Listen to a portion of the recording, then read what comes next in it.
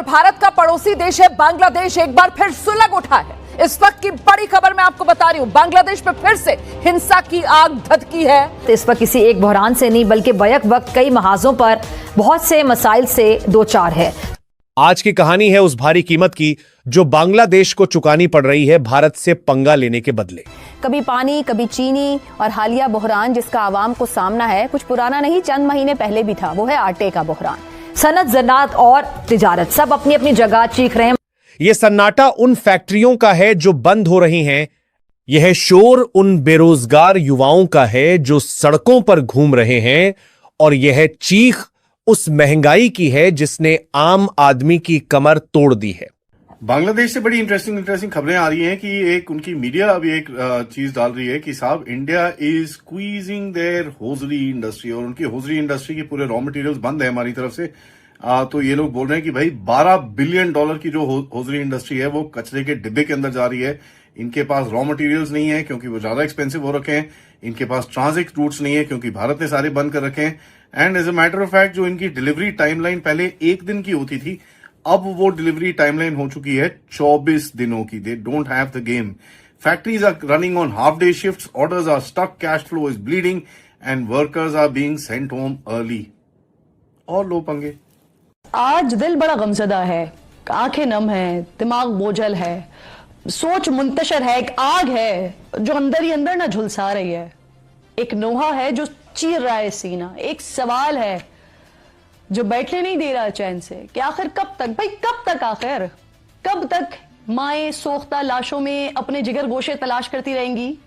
भाई कब तक बाप अपने जवान सहारे की एक झलक देखने के लिए एक अस्पताल से दूसरे अस्पताल, दूसरे अस्पताल से तीसरे अस्पताल का चक्कर लगाते रहेंगे? कब तक बहनें अपने भाइयों की राह तकती रहेंगी? कब तक बच्चे वालिद की वापसी का इंतजार करते रहेंगे? कब तक की बीवियां अपने सुहाग लुटाती रहेंगी? कब तक? दोस्तों, क्या आपने कभी सोचा है कि कोई देश जब आर्थिक दबाव में होता है तो उसकी नीतियां और फैसले कैसे बदलने लगते हैं?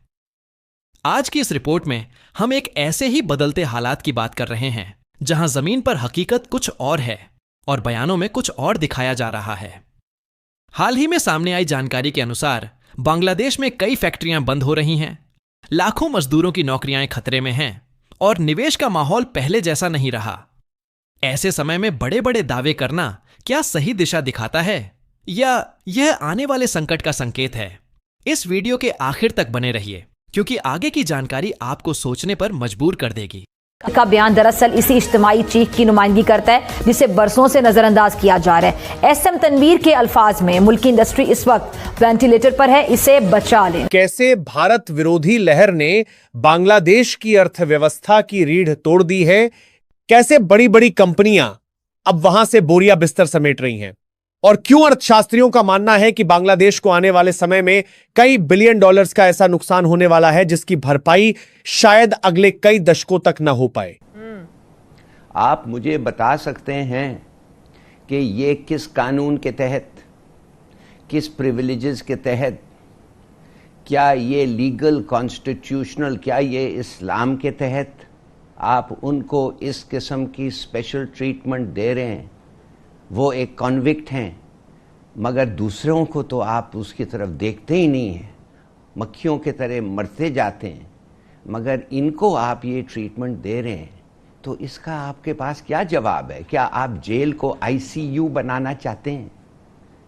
क्या इसलिए कि ड्रामा हो रहा है इधर आप कहते हैं हाँ हाँ हम भी साथ हैं, फिक्र मत करो, कोई भी आए, जो भी, ये वो? प्लीज़ देखिए, दूसरे जो हैं इस मुल्क के सिटीजन्स, जो आम सिटीजन है, उसके साथ आप फिर क्या करते हैं?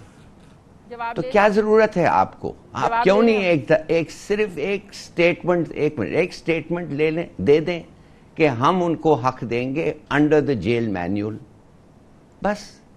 आज की अहम खबर ढाका से, वहां पे नारे लग रहे हैं नरेंद्र मोदी कातिल है और उसको गुजरात का बुचर होने के ताने भी दिए जा रहे हैं। वजह उसकी यह है कि बांग्लादेश को अपनी तरक्की पर बहुत गुमान था और होना भी चाहिए था। पिछले 15 सालों में शेख हसीना के कार्यकाल के दौरान बांग्लादेश ने कपड़ा उद्योग यानी टेक्सटाइल इंडस्ट्री में दुनिया में अपना लोहा मनवाया था। मेड इन बांग्लादेश का टैग दुनिया भर के शोरूम्स में गर्व से चमकता था। लेकिन 5 अगस्त 2024 के बाद जब सत्ता पलटी तो सिर्फ सरकार नहीं बदली, बल्कि बांग्लादेश की किस्मत भी पलट गई। भारत के खिलाफ जहर उगलना वहां की नई राजनीति का केंद्र बन गया। इंडिया आउट के नारे लगाए गए, भारतीय सामानों के बहिष्कार की अपील की गई। लेकिन जोश में होश खो बैठे उन प्रदर्शनकारियों और नई अंतरिम सरकार को यह अंदाज नहीं था कि भारत से आर्थिक रिश्ते तोड़ने का मतलब अपने ही पैरों पर कुल्हाड़ी मारना नहीं, बल्कि अपने पैरों को काट देना है। लो आप अपने दाम में से याद आ गया। मेरे पाकिस्तानियों, जर्नैलों के पास शायद यह आखिरी मौका है, और मैं पूरी तरह से एक्सप्लेन करता हूं कि क्यों यह आखिरी मौका है और वक्त क्यों हाथ से निकलता जा रहा है। एक फिल्म में एक बड़ा जबरदस्त डायलॉग बोलता है विलन, वो कहता है ये टाइम का ना बड़ा गेम होता है, इसके साथ नहीं खेलना चाहिए। वाकयातन मैंने जिंदगी में भी यह तजर्बा किया है कि टाइम का बड़ा गेम होता है और वक्त हाथ से निकल जाता है तो कभी वापस नहीं आता हाथ में। ये वो मोमेंट्स हैं कि जिसमें अगर दुरुस्त फैसले कर लिए गए तो शायद बचत हो जाएगी, वरना ये बहुत बुरा फंसने लगे। मैं पूरी सिचुएशन एक्सप्लेन करता हूं, उससे पहले इसको समझने के लिए हमें थोड़ा सा जायजा लेना पड़ेगा। भारत से पंगा लेने का सीधा मतलब था कच्चे माल की सप्लाई में रुकावट। इसका परिणाम यह हुआ कि पिछले 3 महीनों में ही बांग्लादेश से करोड़ों डॉलर के ऑर्डर कैंसिल होकर भारत के तिरुपुर और वियतनाम चले गए हैं। यह सिर्फ एक आंकड़ा नहीं है, यह उन लाखों मजदूरों की बदकिस्मती है जिनकी नौकरियां अब खतरे में हैं। कंपनियों की हालत खराब होने का दूसरा बड़ा कारण है ऊर्जा संकट। बांग्लादेश अपनी बिजली की जरूरतों के लिए काफी हद तक भारत पर निर्भर है।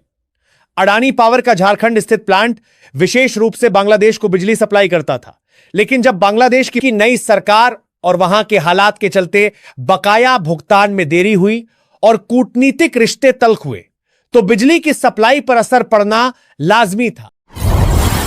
दोस्तों, किसी भी देश की असली ताकत उसके भाषणों में नहीं, बल्कि उसकी आर्थिक स्थिरता, रोजगार के अवसर और सामाजिक संतुलन में होती है। हाल के महीनों में बांग्लादेश की इंडस्ट्रियल रिपोर्ट्स यह संकेत दे रही हैं कि वहां टेक्सटाइल और मैन्युफैक्चरिंग सेक्टर पर दबाव बढ़ा है। कई यूनिट्स अस्थायी रूप से बंद हुई हैं और बड़ी संख्या में वर्कफोर्स को काम से हटाया गया है। इसका सीधा असर आम नागरिक की आय, जीवन स्तर और भविष्य की योजनाओं पर पड़ता है। जब किसी देश में निवेशक असमंजस में हों और युवा वर्ग को स्थिर रोजगार न मिले, तो वहां की अर्थव्यवस्था धीरे धीरे कमजोर होने लगती है। इतिहास गवाह है कि जब आर्थिक सुधारों की जगह भावनात्मक या आक्रामक बयानबाजी को प्राथमिकता दी जाती है, तो समस्या हल होने के बजाय और गहरी हो जाती है। अंतर्राष्ट्रीय स्तर पर किसी भी देश को सम्मान तभी मिलता है जब वह आत्मनिर्भरता, उत्पादन और मानव संसाधन विकास पर ध्यान देता है। आज जरूरत है जमीनी सुधारों की, उद्योगों को सहारा देने की और युवाओं को अवसर देने की, न कि तुलना या आरोपों की। यदि समय रहते संतुलित फैसले नहीं लिए गए, तो किसी भी देश को अंतर्राष्ट्रीय वित्तीय संस्थानों की ओर देखना पड़ सकता है, जो आसान रास्ता नहीं होता। इसलिए समझदारी इसी में है कि बयान कम हो, काम ज्यादा हो और विकास को राजनीति से ऊपर रखा जाए। दोस्तों, आपका क्या मानना है? क्या आर्थिक मजबूती ही असली राष्ट्र शक्ति है? अपनी राय कमेंट में जरूर साझा करें। वीडियो पसंद आए तो लाइक करें, शेयर करें और ऐसी ही तथ्यात्मक एनालिसिस के लिए चैनल को सब्सक्राइब करना न भूलें।